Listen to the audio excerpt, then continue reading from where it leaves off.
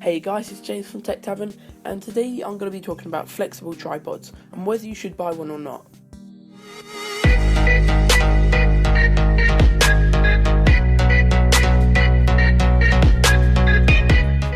So there are lots of different makes of tripod like Monkey Grip, Gorilla Pod and other brands like that, but all of them are meant to do the same thing, and that's to get into tight spots and awkward situations that most non-flexible tripods can't get into. So for example here, my flexible tripod's sitting on a gate, and if I use my normal tripod, you'd just see the gate with the field in the background, but with this you get an unobstructed view of the field because it's sitting on the gate looking forwards.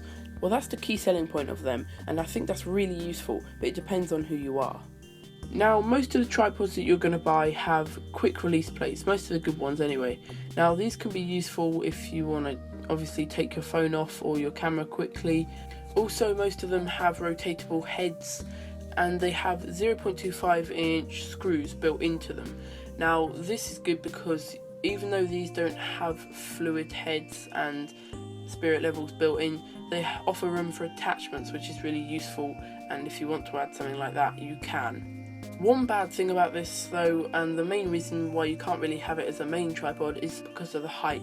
Now, these are only about a foot off the ground, which doesn't give you much in the way of shots when they're freestanding, but it can offer some good shots if you want to get something low to the ground, but most of the time you're going to need something else.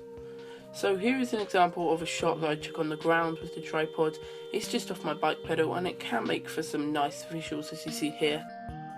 Now, another advantage of it is that it can be used as a walking monopod kind of thing, so it's kind of a level of stabilisation. So as you can see here, I'm walking around and it focuses really quickly and it's much more stable than it would be with me just holding it in my hand. Now that's really useful if you want to do what I'm doing here, taking photos of nature and things like that. So I really enjoy that about these tripods. So in the end, these tripods are quite good, but I wouldn't recommend them as your main tripod unless you don't really need to do much or you just want to take photos of things like trees. But if you want to use it as a secondary tripod for action shots or secondary shots, they're really good, as most of them are only about £10 or even cheaper in some places.